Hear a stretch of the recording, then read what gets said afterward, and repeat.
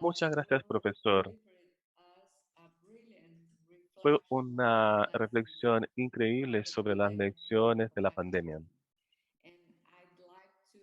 Y quisiera ahora entonces, ¿cómo puedo decir?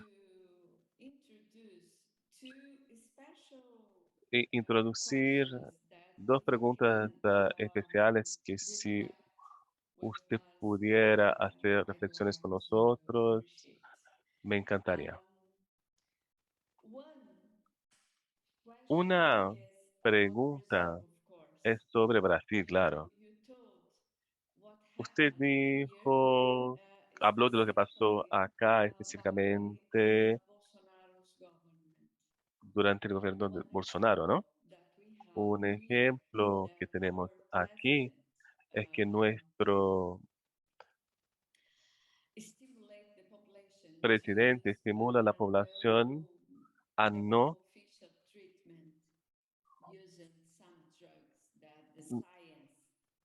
a a usar medicamentos que la ciencia no reconoce como eficaz para, para el tratamiento. Segundo, es sobre un informe que el Wellcome Global Monitor hizo hace 3 años más o menos, en 2018, para mostrar que, por ejemplo, en Brasil el 20% no sienten confianza en la ciencia. Y igualmente encontrar una relación entre las posiciones escépticas y la influencia religiosa. Así que mi pregunta es, o mi comentario más bien, la vacunación es una estrategia de salud pública que tenemos que tener una cobertura de la mayoría de las personas. El presidente de Brasil todos los días va a la tele y dice, no voy a ponerme la vacuna, yo no quiero ponerme la mascarilla. Y él enfatiza también el tema religioso en su discurso. Así que el abordaje holístico es bastante difícil de implementar. Claro que es importante, pero cuando nos enfrentamos a una resistencia que viene del gobierno central, como tenemos acá en Brasil ahora, pero creo que no es solamente en Brasil, seguramente que hay otros ejemplos también. Cuando usted habla de lecciones, ¿cuál sería una reflexión que podría ayudarnos acá en Brasil a pensar en el presente y en el futuro? Ah, ya sé que van a decir que estoy enfatizando Brasil, pero me parece que tenemos una cantidad de muertes que representa la barbarie, básicamente, en Brasil, ¿no? Así que tenemos comentarios y preguntas que podría también introducir. Una viene a ver de Víctor, y acá tenemos un comentario. Deme un segundo, a ver. Los participantes, la verdad, dicen que es una presentación fantástica. Y Víctor Caronen, me parece, considerando la pandemia y considerando que los líderes no son capaces y son incompetentes para controlar y mitigarla, las jurisdicciones tendrían que tener una organización internacional como las Naciones Unidas o la OMS. La decisión podría ser central, internacional o en vez de local a cada presidente. Hay un precedente de tener esta decisión general. Si podemos, si internacionalmente se podría tomar una decisión global como las decisiones que toman en cuanto al terrorismo, ¿por qué no se puede hacer una decisión internacional para la pandemia?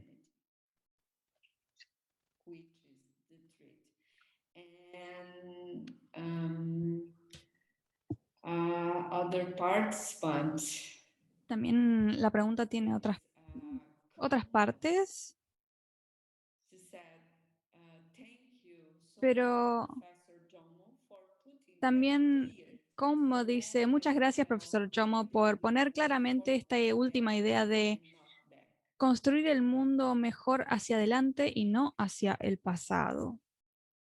This is a comment for her. Este es I un believe comentario it's her, but sorry if I'm de wrong. Comba, me parece que es una mujer, no estoy segura, pero ella enfatiza qué tan importante, qué es tan importante en su presentación la idea de pensar en reconstruirnos mejor hacia adelante y no hacia atrás, porque como dijo usted, no, esto no sería positivo para todos y todas. Muchas gracias. Muchas gracias, María Lucía, por esos comentarios. Y gracias también por a los comentarios de Comba y el anterior que no pude identificar quién le había hecho la pregunta. Víctor. Víctor, perfecto. Primero, con respecto a su presidente, Bolsonaro, yo diría que creo que la mayoría de las personas van a estar de acuerdo en que Bolsonaro es una clase en sí misma, es algo completamente diferente. Trump ya no está más en el gobierno, pero hay muchas personas hay, hay muchos de estos tipos de presidentes que se están yendo. Netanyahu también salió del poder y si vemos lo que está ocurriendo en Polonia y en Hungría, allí los gobiernos están planteando sus propios argumentos todavía, pero creo que el líder de Botswana fue quien murió recientemente, era otro de los que nunca quería ponerse la vacuna, etcétera. En el caso de Bolsonaro, me parece que se contagió, que sobrevivió el contagio, y este es un problema, porque como saben, de las personas que son contagiadas, más del 97% mueren. Y personas como él hacen este tipo de acciones. Esto es parte del pensamiento supersticioso que se ve reforzado por muchas creencias religiosas en muchas partes del mundo. Afortunadamente también hay líderes religiosos que se están tomando la problemática muy en serio, que tienen un liderazgo moral muy positivo en este aspecto, pero me parece que no es útil generalizar. Por supuesto, hay algunas sectas religiosas que son peores que otras, eso es verdad, y que si eso lo combinamos con algún tipo de ciencia, digamos, religiosa, esto varía muchísimo en diferentes partes del mundo, así que no creo que podamos hacer una generalización. Pero a mí me parece realmente difícil pensar qué presidente del mundo pediría un golpe de Estado en contra de sí mismo. Pero cuando uno se da cuenta por qué lo pedía, entiende un poco más. Pero para la mayor parte de la gente cuando ve estos informes, no entiende por qué está pidiendo que se haga un golpe de Estado en contra de sí mismo. Está dando un discurso enfrente del Ministerio de Defensa, o tal vez era frente a los militares, y ahí estaba pidiendo un golpe de Estado. Esto, por supuesto, ocurrió hace muchos meses, pero es increíble para otras personas. Es como una comedia mala, una mala sátira. Cuando uno intenta explicarle a otras personas, por ejemplo, me aproveché de esta situación de que tú eres brasilera y que entiendes esta situación, pero cuando se lo intento explicar a otras personas, no pueden creer realmente lo que está ocurriendo. Entonces es muy difícil transmitir esta situación, pero los problemas que planteas son muy graves realmente. Y desafortunadamente no tengo una respuesta a estos problemas. Creo que para darle crédito, creo que la mayoría de los ministros de salud que él designó fueron despedidos por él o fueron obligados a renunciar, porque uno era demasiado, estaba de acuerdo en alguna cosa y él decía otra cosa diferente, entonces era demasiado para ellos. Hay algunas personas que todavía, como Anthony Fauci, por ejemplo, que siguen intentando defender algunas posturas. Y por suerte vemos que esto sigue ocurriendo, pero francamente, para este público internacional no sé qué decir con respecto a Brasil o qué lecciones serían relevantes. Lo único que puedo decir es que espero realmente que las elecciones sean pronto y que Lula vuelva al poder. Ese sería el escenario más factible, pero desafortunadamente falta mucho para las elecciones y hay muchas personas que van a ser sacrificadas en el proceso. Sé algunos profesionales del área de salud de Brasil, los conozco, y que están haciendo trabajo muy impresionante. Y en Brasil, yo estaba pensando en cómo se puede mejorar la nutrición, el tema de fame cero, de hambre cero. Como para poder mejorar la nutrición de la publicana. Entonces, toda esta problemática de la nutrición del hambre es algo que estaba relacionado, pero desafortunadamente esas iniciativas ya no están siendo implementadas por ahora, pero tengo, tengo fe de que la gente pueda atravesar toda esta falta de sentido y que van a poder hacer lo que es correcto. Y en cuanto a la pregunta de Víctor, me olvidé cuál era la pregunta, pero primero vamos al comentario de Kumba. Creo que bueno, Kumba es un nombre que podría ser de hombre o de mujer en, en Senegal. En este caso, creo que es un hombre. También hay mujeres que se llaman Kumba. Así que no hay discriminación basada en el género aquí, pero lo que dice Kumba es extremadamente importante. Porque si uno pide un esfuerzo fiscal,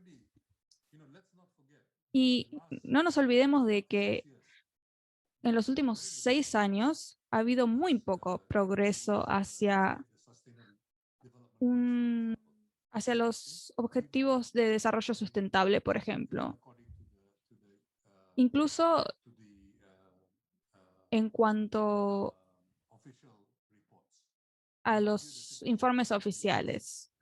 Incluso la situación es peor dada la pobreza, de cómo no se tiene en cuenta sistemáticamente la pobreza debido a la influencia del dinero, de que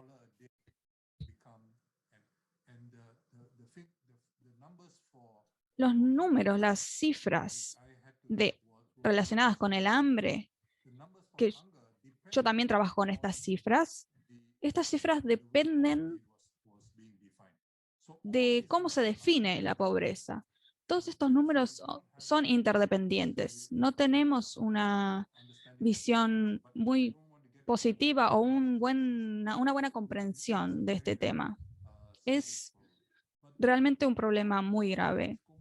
Pero lo que enfatiza Kumba de reconstruirnos hacia el futuro, bueno, ¿qué significa esto, nuestra situación presente? Este año es el año de la cumbre del clima de Glasgow. Tenemos esta cumbre y digamos que los países ricos se comprometieron a invertir más dinero.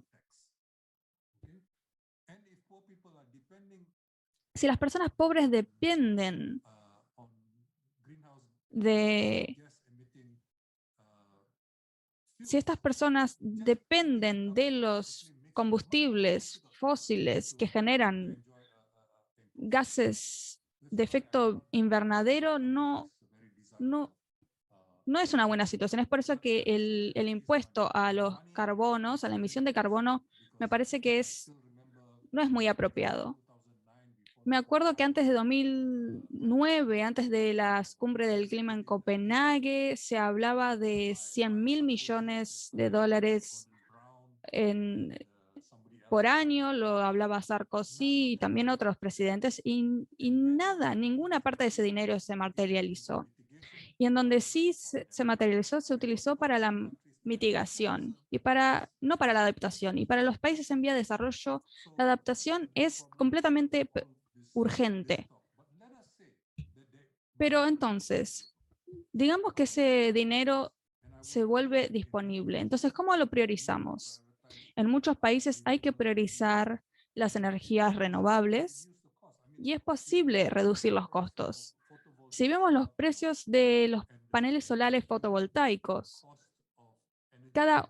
y el costo por unidad de la energía se ha reducido fue reduciendo hasta la mitad de la década del 90. Hasta ese momento era competitivo. Era una energía competitiva junto con los combustibles fósiles. Pero hacer esa transición no es sencillo. Y es por eso que es tan importante poder permitirle a los países en desarrollo que hagan esa transición. Tenemos que tener una visión de qué significa reconstruirnos mejor hacia el futuro. Y dentro de eso estaría la cuestión de la energía renovable.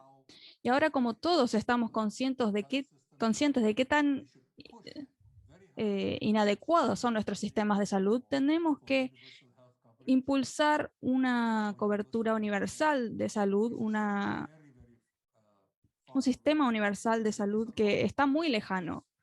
Pero tenemos mucha experiencia, tenemos experiencia y conocimiento en Tailandia, en Brasil. Hay una universidad que se dedica en Tailandia a esto. Y parte de la razón por la que Tailandia está en una buena situación actualmente es precisamente porque es un país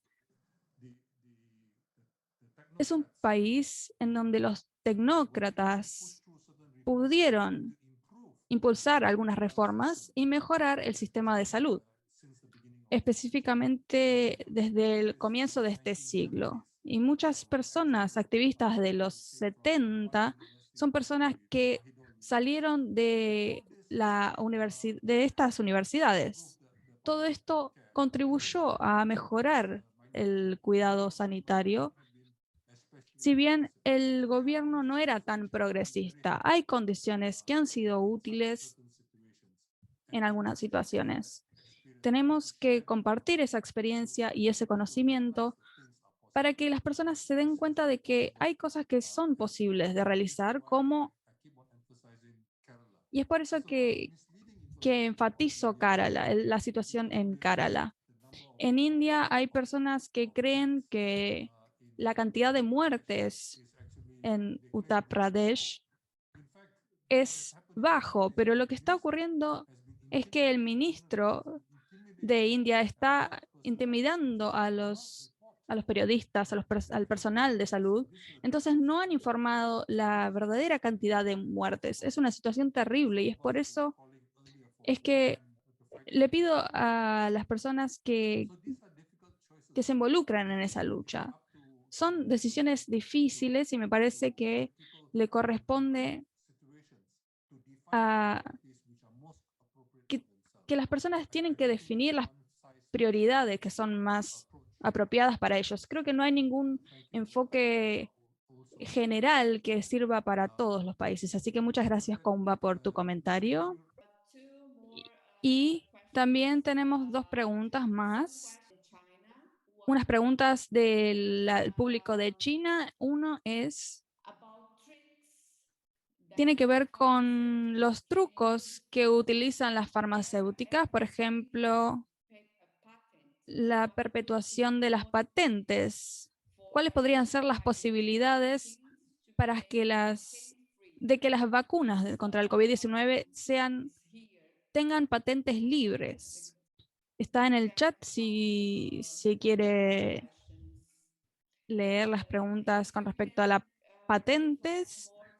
También si puede darnos más detalles sobre la vacuna Sputnik, porque todas las noticias que leemos dudan de la eficacia de esta vacuna. Si tiene más información sobre la medicina tradicional en este caso. Creo que es muy importante. Voy a intentar responder rápidamente estas preguntas. Víctor habló sobre las organizaciones multilaterales. Cada organización multilateral, más allá de las Naciones Unidas en sí, otras organizaciones multilaterales como la OMS, la FAO, etcétera, todas tienen arreglos de gobernanza diferentes. Por ejemplo, en el caso de la OIT, los Estados miembros, solo tienen la mitad de los votos y un cuarto tiene que ver con los empleadores y otros con los sindicatos. En el caso de la FAO es diferente y debido a las diferentes luchas, yo organicé la segunda conferencia sobre nutrición cuando estaba trabajando en la FAO con Graziano. Durante ese periodo fue muy difícil el trabajo porque los arreglos de gobernanza con los gobiernos de la FAO no les importaba el rol del sector privado, pero en el caso de la OMS había una línea estricta. Entonces, durante las últimas elecciones para el director general hubo una gran lucha porque había un candidato que obtuvo 50 votos, que estaba siendo apoyado por los países ricos y algunos de sus aliados. Y este candidato quería abrir la relación con los países. El otro candidato era mucho más independiente.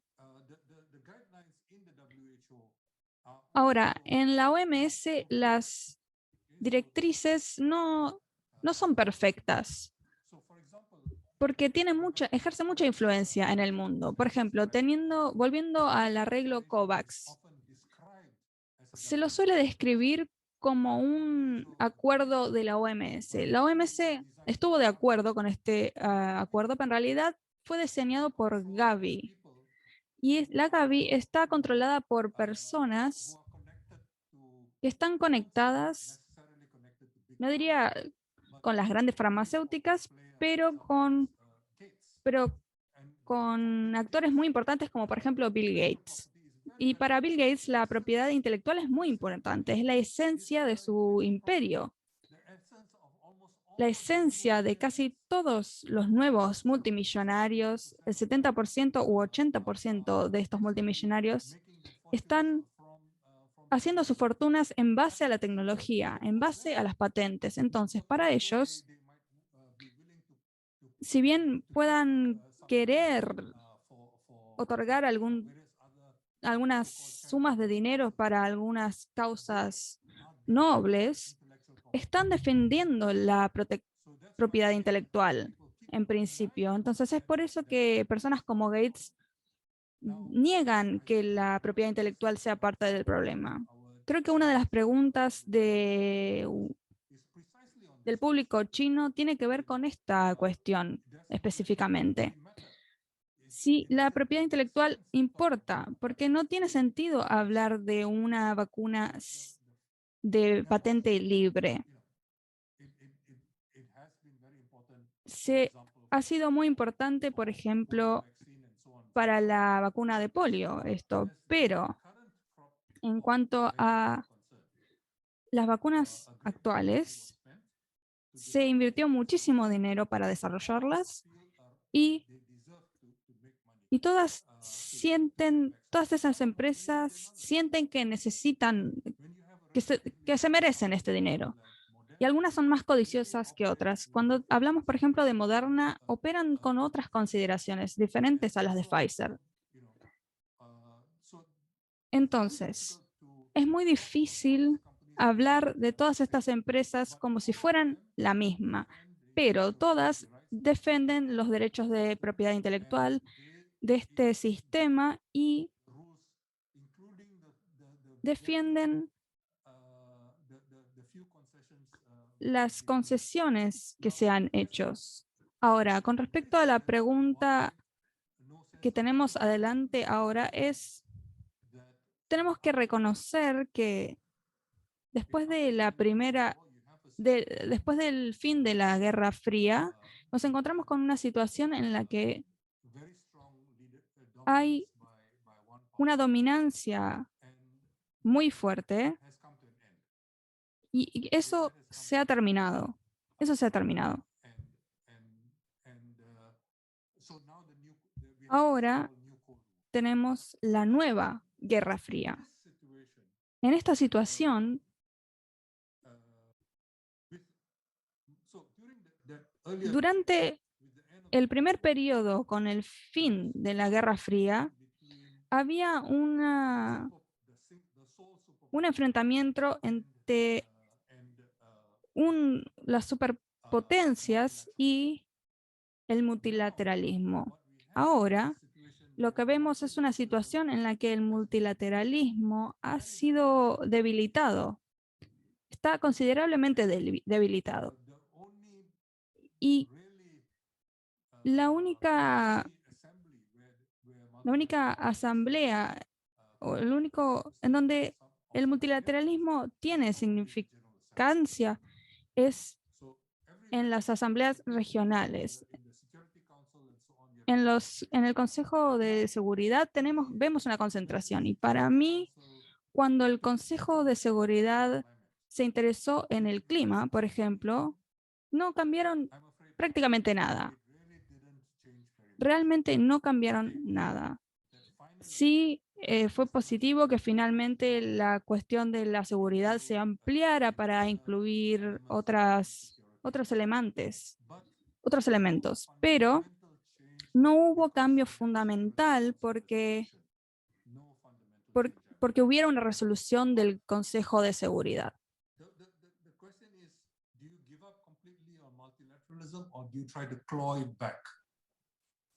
¿Desistimos del multilateralismo o tratamos de recuperarlo? Para mí es importante recuperar lo máximo posible del multilateralismo. Y yo creo que la manera más importante, me parece, es recuperar el movimiento. Es que ahora BRIC ya no existe más. Ese es el problema. Brasil e India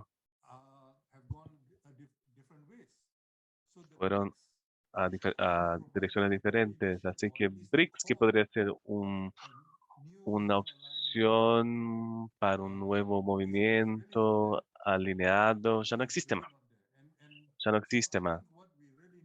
Así que lo que tenemos que pensar realmente es no tener un nuevo movimiento con tener por ejemplo, un espacio de paz y tener neutralidad, no como tener un acuerdo de defensa donde superpotencias vienen a su sureste de Asia con sus armas. Tenemos que hacer de manera muy consistente, pero no es fácil cuando tenemos tantas variables. Y como dije, en Latinoamérica, si hay una nueva ola con los resultados de las elecciones en Perú, por ejemplo, y otros lugares, si llegamos a un cambio de curso en el Cono Sur, en Sudamérica, a lo mejor las cosas van a cambiar en esa región, pero no hay tanta esperanza en otros lugares. Pero otra cosa buena en África, eh, hace, no sé, 15 años, los países africanos no estaban organizados, pero ahora están empezando a organizarse, pero lo que es pues, fuerte es que el G27 no está funcionando muy bien más. Tiene que ser más asertivo y este liderazgo ya no tenemos. Claro que hay gente que condena lo que pasa en el sistema multilateral, y lo entiendo porque tiene frustración, pero no sé si nos ayuda mucho, básicamente tirarlo por la ventana. Tenemos que reconocer que estamos a los márgenes, no estamos en una situación, alguien dijo que es como la cola ten- intentando guiar el perro, pero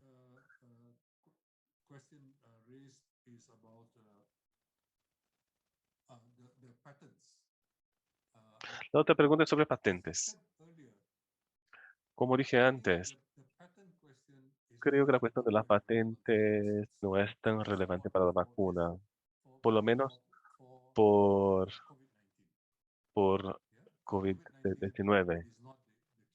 No es, yo creo que no es la cuestión más importante. Yo creo que las patentes se importantes para los testeos, para equipos de protección personal y para tratamiento, pero no son tan importantes para el tema de la vacunación. Lamentablemente, no hay nada que tengamos ahora porque ninguna de las empresas ha firmado CITEP. Si no hay un voluntario para participar o empresas para participar de CITEP, no podemos avanzar. Y es por eso que cuando dije que hay que poner presión en el gobierno de Biden para, para que la Moderna expanda internacionalmente, pero también para poner presión en Alemania para obligar, obligar a empresas de este rubro a hacer lo mismo. La otra pregunta que tenemos es la cuestión de, un segundo, que me fijo, de la eficacia, de la eficacia de Sputnik. No quiero empezar a discutir sobre esto. No soy experto, no tengo el conocimiento técnico más allá de lo que, más allá de lo que diga, la gente no va a tomarme en serio.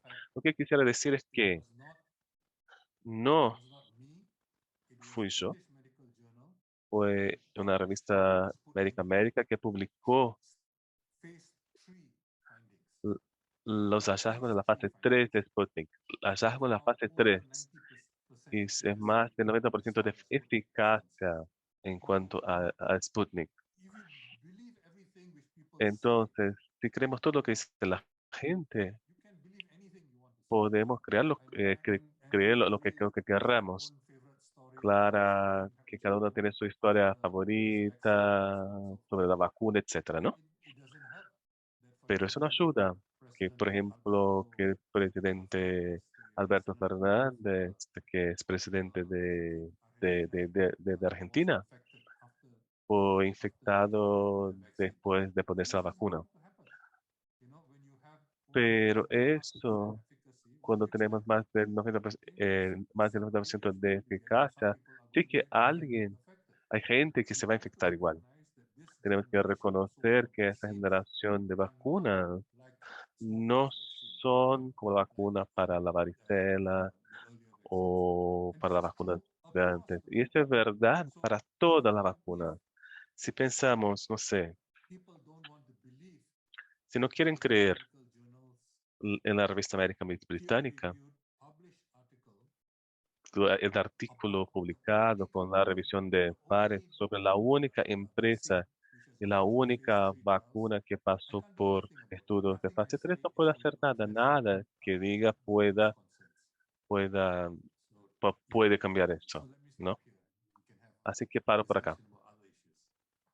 Thank you, Professor. We have Muchas more three gracias, profesor. questions here on the Tenemos tres chat, preguntas más acá en el and chat we are close to the end of y the ya session. llegamos casi al So final de la I will sesión. present the three Así que voy a questions. presentar las tres Two preguntas. of them is about Dos son build for a sobre world better. One is, construir para un mundo Professor mejor, ¿no? Jomo, how can we build Profesor, for a ¿cómo world podemos better construir if para un mundo we mejor lack in si domestic nos development falta funds? el desarrollo, los fondos para el Government desarrollo of interno? El Philippines gobierno is de Filipinas concentrate on está stigmatization of democracy estigmatizando advocates la and human democracia rights defenders rather y los than defensores as de derechos activists, humanos, que son como blancos, son terrorists, considerados and como communists. terroristas, como If activistas y we comunistas. speak in public, Si we hablamos en really need your público, thoughts and recommendations. necesitamos Thank you. recomendaciones. Muchas gracias, Dios. Um, Support for my colleague from Philippines. Maybe we Soporte are a mi colega de close Filipinas. A lo mejor realities tenemos in una realidad muy Philippines. parecida entre Second Filipinas is y about Brasil. any Asian La countries segunda es these sobre days países from Asia. making the authoritarianism label. Tenemos el tema What de que dicen que es are your autoritarismo points en about Asia. anti-Asia bias, ¿Cómo but es el tema de la how tendencia anti-Asia que existe? could Yo we coincido, ¿no? push Pero the ¿cómo national cooperation podríamos grounded in llegar a una cooperación humanity internacional forward? And humanitaria what are the y next hacerla steps avanzar? ¿Y for cuáles son los us próximos in pasos Asia, para in nosotros the global en south to Asia y en push el sur the global build for a world better in the de next half year? And apoyar a una construcción de un finally, mundo mejor en el próximo año? um, can Por we último, envisage any possibility, podemos possible role pensar en una power and posibilidad control of Bill Gates Foundation del, and the del big pharmaceutical control companies. de Wonderful. fundación de Bill Thank you. Gates y de Since farmacéuticas. she said we Muchas can gracias, go Siusiu. over time, we have a Ella little dijo, more podemos time. pasar un So poco del please, tiempo. Professor Jomon, Entonces, profesor you are Jomo, estas son las preguntas. completely involved the audience to present some El público está important questions. bastante involucrado y presentando preguntas muy interesantes. Gracias. Gracias, María Lucia. Bueno, voy a tratar de contestar las preguntas. Lamentablemente, no consigo leer las preguntas por la luz que tengo acá. Pero bueno, primeramente, hay un gran problema que sería el abordaje de los derechos humanos, ¿no? Así que hay algunas personas que básicamente aceptan ese abordaje, luchan por los derechos humanos, pero tenemos que reconocer que históricamente los derechos humanos están definidos desde un marco neoliberal político y es por eso que básicamente es así que fue definido, definidos, ¿no? Pero en la práctica, sobre todo después de la Segunda Guerra Mundial, pero hay diferentes maneras de definir los derechos humanos, claro, ya sé, coincido. Pero el marco básico es liberal y es individualista en vez de colectivo. Históricamente, en lo que vemos es que es una cuestión de los derechos políticos y civiles, más allá de la parte socioeconómica.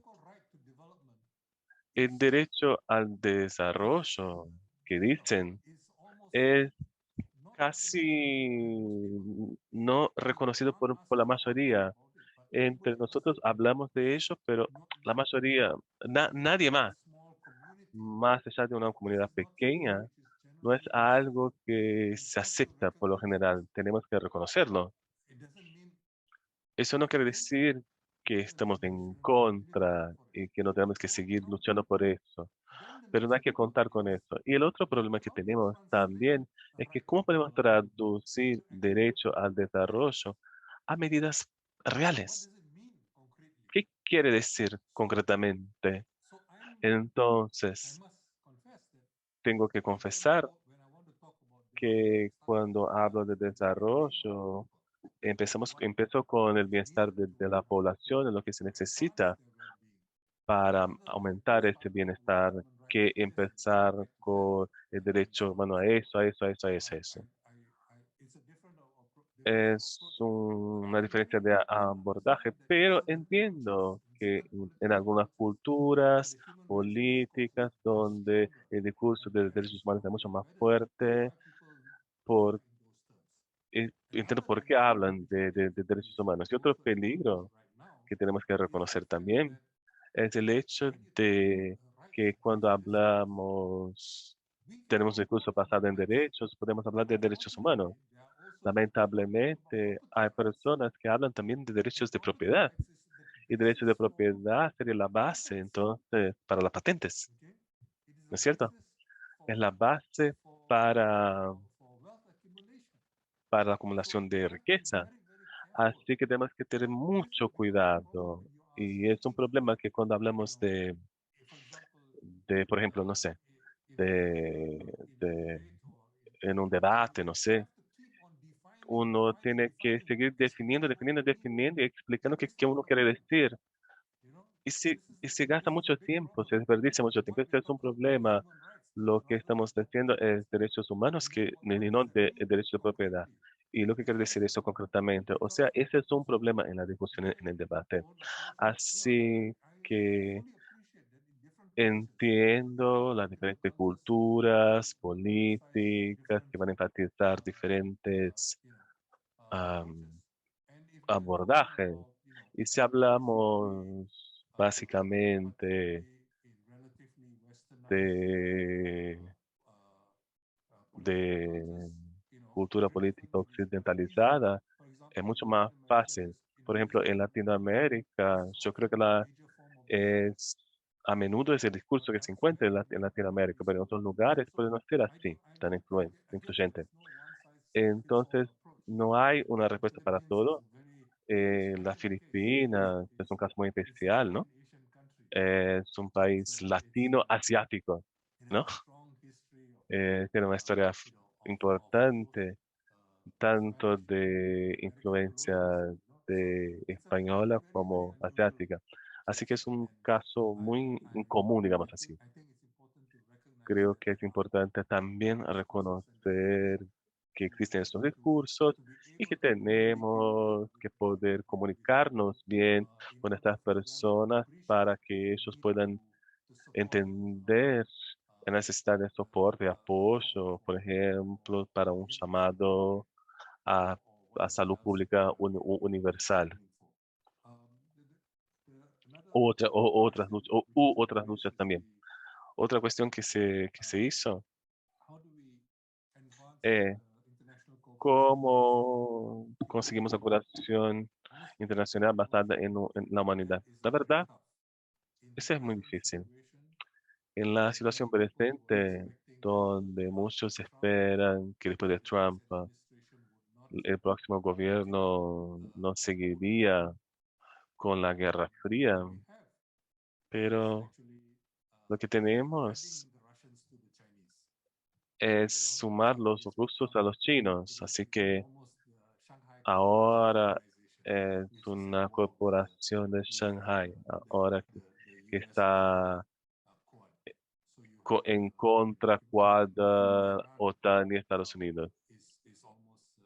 Irán seguramente que también va a incluir. Y yo creo que para la mayoría de los países en desarrollo, lo mejor es no alinearse. Hay muy pocos países que quieran alinearse con China o con Rusia o con Irán, ¿no? Pero lo mejor ahora es tener un nuevo movimiento de países no alineados. Pero es el comienzo, nadie está defendiendo todavía eso, así que tenemos que pensar sobre cómo sería, cómo movilizar también, ¿no? Y tenemos que aceptar el G77 y el movimiento no alineado es movimiento gubernamental, no es movimiento de la población, del pueblo.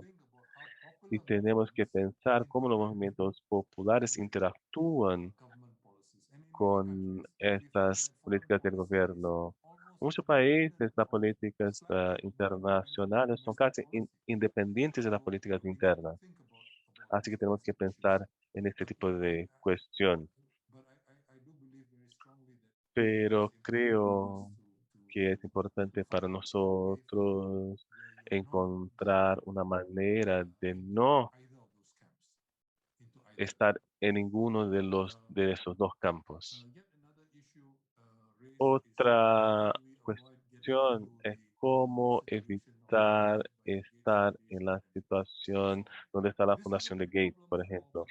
Ese es un problema sobre todo para ONGs, porque muchas ONGs dependen de financiamiento, entonces es un desafío para estas ONGs. Pero claro, de nuevo, las condiciones son muy diferentes según la situación.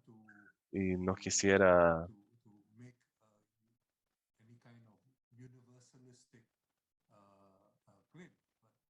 hacer una afirmación universalista, pero mi propio país hay,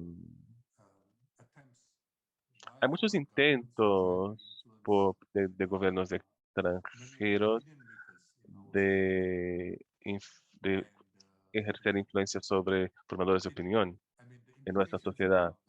Y las implicaciones son muy claras, pero no creo que ayuda mucho denunciar a nadie, ¿no? Así que no entro en este tema, pero a lo mejor es necesario según las condiciones, pero creo que es muy importante destacar las trampas de este abordaje y reconocer que a menudo se basan en mentiras, porque lo que pasa es que cuando pensamos en Bill Gates personalmente, ¿no? Es que honestamente él cree, me parece, en soluciones tecnológicas para todos los problemas, ¿no? Porque no tiene contacto con la sociedad, no tiene contacto real con la sociedad. Entonces, para él, todo el problema tiene una solución tecnológica, así que él realmente lo cree.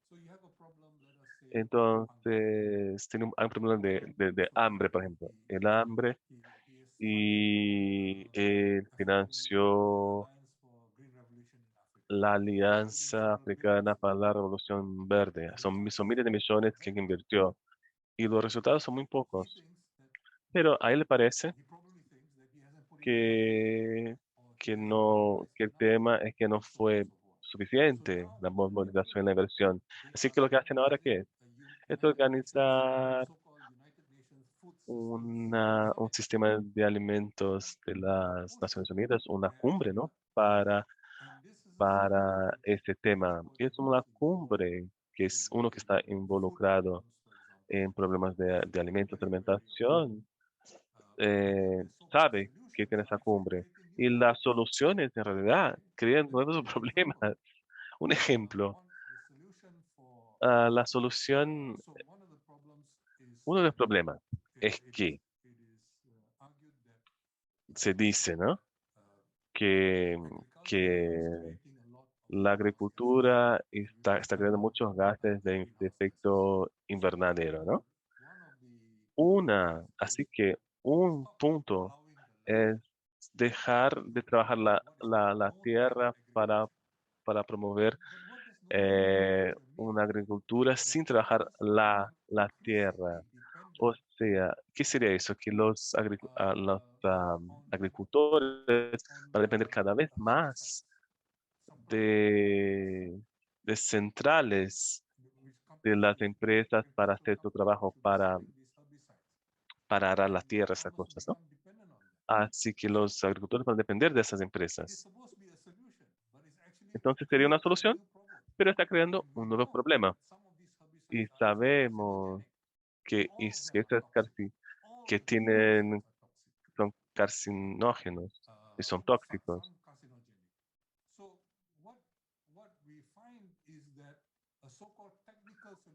Entonces las soluciones técnicas en realidad conllevan problemas, pero tenemos que discutir estos temas, tenemos que exponer esto científicamente y, y cómo es, cómo el abordaje base tiene que ser expuesto, pero tenemos que hacerlo, como digo, a través de oposición sistemática, pero actualmente, lamentablemente, no tenemos fuerza suficiente para ofrecer una alternativa. No tenemos fuerza suficiente para ello en cuanto a una alternativa viable o factible para los que están tratando de mejorar las condiciones. Y el único dinero disponible que hay viene de Bill Gates, ¿no? Entonces, ese es el dilema, porque todos esos multimillonarios de tecnología que dominan el mundo cada vez más, ellos son los filantropistas ahora. Entonces, si llegan a esas soluciones que llevan a problemas. COVAX fue un problema así también, porque vino de Gavi, de una inmunización, algo, vacuna, no sé, de filántropos. Que sirve para enfermedades que no eran tratadas tropicales, ¿no? Infecciones. Esas enfermedades en realidad no había investigación sobre ellas. Así que lo que pasó fue, Jimmy Carter me parece, tenía una fundación, que ya no era el presidente, pero financiaba investigación sobre ella. Y con esa financiación se, se superó este, el gusano de Guinea. Entonces, esta gente rica prepaga y financia para encontrar la solución para una enfermedad que no está siendo tratada. Y eso básicamente es el principio de Gavi. Así que usan el mismo principio para COVAX, pero para COVAX todos están poniendo dinero. O sea, no hay atracción de invertir en COVAX. Prepagar no va a solucionar los problemas. Así que el modelo básico estaba equivocado. porque el problema de Gavi, perdón, la solución de Gavi no nos ayudaba a COVAX para nada. Así que desde el principio estaba equivocado. Pero son personas que ya están recibiendo dinero de la fundación de Bill Gates y otros, y otros think tanks del occidente, sobre todo por cuestiones de desarrollo, y se aumentó el control. O sea, el Guardian, que es un diario más a la izquierda, también es financiado por Bill Gates. Así que es cada vez más difícil, cada vez más difícil. Y, y el sindicato más influyente para artículos está financiado por George Soros, ¿no? Entonces, están dominando todo el discurso. ¿Cuántos brasileños, cuántos sudafricanos o indios que que viven en India, ¿no? ¿Cuántos chinos que viven en China son publicados por esas instituciones? Hay solamente un chino en California que prevé el fin de Xi Jinping hace años, y antes era Washington. O sea, son personas que tienen intereses. El indio que publica Chama Chaneni, que defiende guerra contra China. Así que son personas muy influyentes que influyen en el discurso no solamente de Occidente, pero de todo el mundo, porque es diferente de otros grupos de noticias o proyectos traducidos al portugués, al español y muchos idiomas, sobre todo en Europa Occidental, son muy influyentes. Y todas las alternativas que surgieron en los 60, 70, los 80, durante los años del nuevo orden internacional, de G77, muchos desaparecieron o tienen dificultad para sobrevivir. Así que ese es el problema. Es una, Esto va a demandar mucho esfuerzo en muchos frentes, o sea, no va a ser fácil. Y tengo que decir, ni China, ni Rusia, ni Irán son muy buenos con el poder ese soft power que decimos. Si comparamos con la sofisticación, ¿no? Del abordaje de Soros y Gates y muchos otros del occidente, si comparamos con, ¿no? O sea, vemos que hay un desequilibrio en eso. No es que las mejores ideas van a prevalecer. China puede proveer más vacunas que cualquier país en el mundo. Igualmente, seguimos mucho movimiento anti-China. ¿Por qué? Porque ellos controlan e influyen, ¿no? O- Como las élites piensan. No, guste o no guste, las élites influyen en el resto de la población. Así que lamentablemente es un desafío. Así que como se imaginan, no tengo respuestas fáciles, pero, pero creo que tenemos que reconocer que va a ser una lucha larga y difícil y como con la pandemia necesitamos un abordaje para toda la sociedad, pero primero hay que persuadir la sociedad y eso no es fácil. Muchas gracias. Para terminar la sesión, tenemos aún una pregunta más. La pregunta es, profesor Yomo destacó el problema del discurso liberal en pensamiento del futuro después de la pandemia. Pero como el liberalismo ha sido la filosofía política dominante por mucho de la historia del mundo moderno, ¿cuáles conceptos políticos alternativos usted usted piensa que están disponibles actualmente para enfrentar al discurso neoliberal o liberal? Creo que es importante reconocer que hay muchos discursos liberales. No es solamente un discurso liberal, ¿no?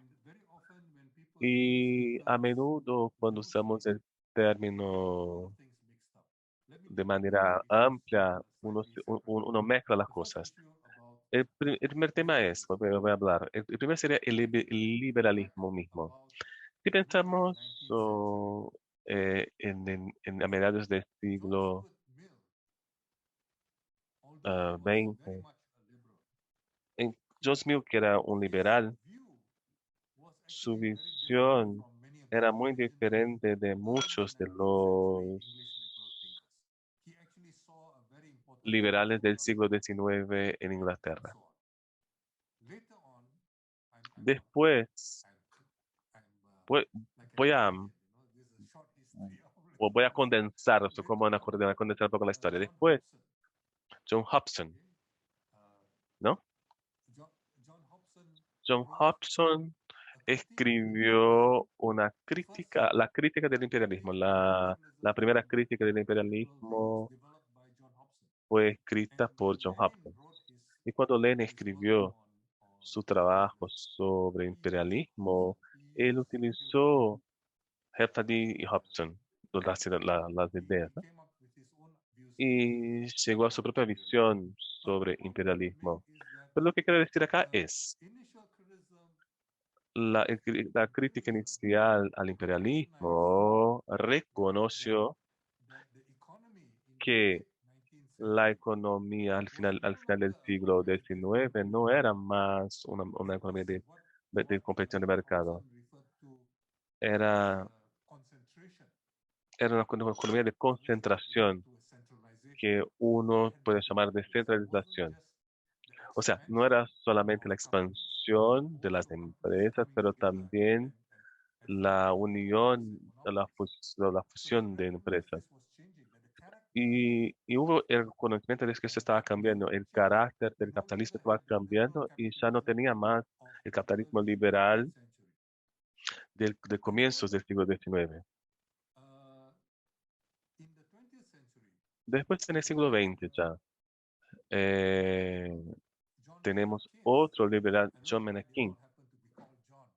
No sé por qué todos se llaman John, pero John Maynard Keynes tiene su visión sobre,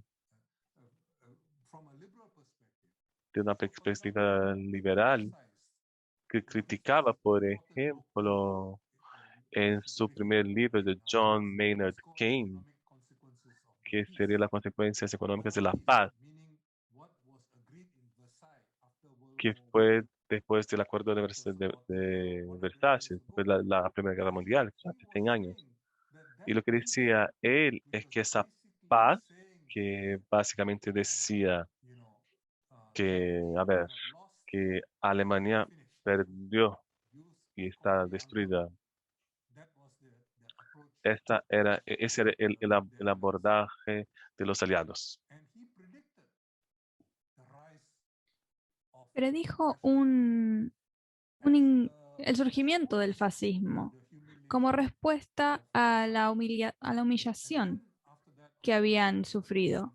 Y luego de eso, por supuesto, en, en la década del 30, reconoció los problemas de la Gran Depresión, trabajó con el trabajo de Milewski, por ejemplo, alguien que se dedicaba a la estadística, y desarrolló ideas diferentes. Estas ideas fueron tan fundamentales para salvar al capitalismo, pero reconocer que el capitalismo tenía sus propios problemas que estaba creando sus propios problemas. Entonces, el punto que quiero transmitir aquí es que esta visión del liberalismo, que es una intervención mínima del gobierno, es muy confusa porque desde Hobson hasta Keynes vemos que la tradición liberal se moviliza de una forma muy diferente para reconocer esa transformación. Es por esto que los liberales europeos siguen creyendo en un liberalismo de mercado que no existe. Y los liberales estadounidenses, de hecho, son personas que creen en un tipo de intervención estatal. Entonces, ahora la palabra significa diferentes cosas. Si uno habla en Europa o en Estados Unidos, tiene un significado diferente. También en las últimas 3 o 4 décadas vimos el surgimiento del neoliberalismo. Muchas personas hablan del neoliberalismo como algo que involucra la extensión de las relaciones de mercado. Pero esa extensión de las relaciones de mercado solo existen en la mente de los ideólogos, de los economistas. No existe en la realidad.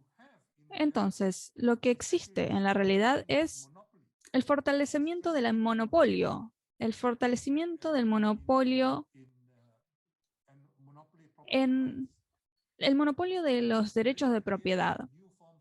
Nuevas formas muy creativas de ejercer monopolios, nuevas formas de derechos de propiedad que tienen diferentes tipos. Ahora hay un muy buen libro escrito por Katrina Pistor, una alemana, que escribió sobre el derecho y la economía. Y ella discute básicamente cómo han cambiado estas ideas tan radicalmente en estos últimos tiempos. Ahora hay nuevas cosas.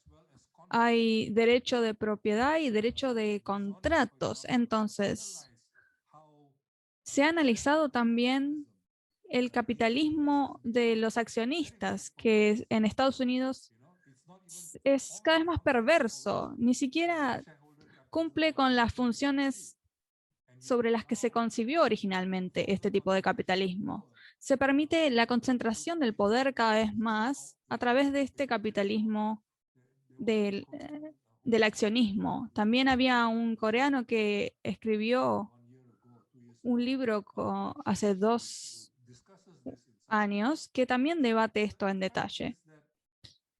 El hecho entonces es que la retórica del liberalismo es retórica. De hecho, el sistema económico no es un sistema liberal. Como he intentado presentar, tenemos poderes monopólicos que son muy fuertes. Tenemos poderes oligopólicos, tenemos poderes en donde hay una concentración de riqueza y su representación más grande es la de la tecnología, la de las patentes, entre otras cosas.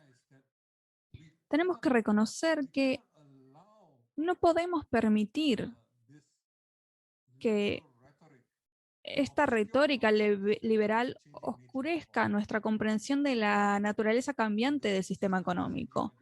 El sistema está cambiando a nivel global y afecta a diferentes sociedades de diferentes formas, por supuesto, de diferentes formas, como digo. Es un gran desafío a nivel analítico. Tenemos que pensar en lo que está ocurriendo en el mundo. No es fácil, no es sencillo, pero espero y los aliento a todas, a todos a que piensen estos temas tan difíciles. Una vez más, gracias a Global University of Sustainability y a María Lucía también a Tsui por haberme invitado a esta noche o esta mañana en el caso de María Lucía. Muchísimas gracias. Muchas gracias, profesor Jomo.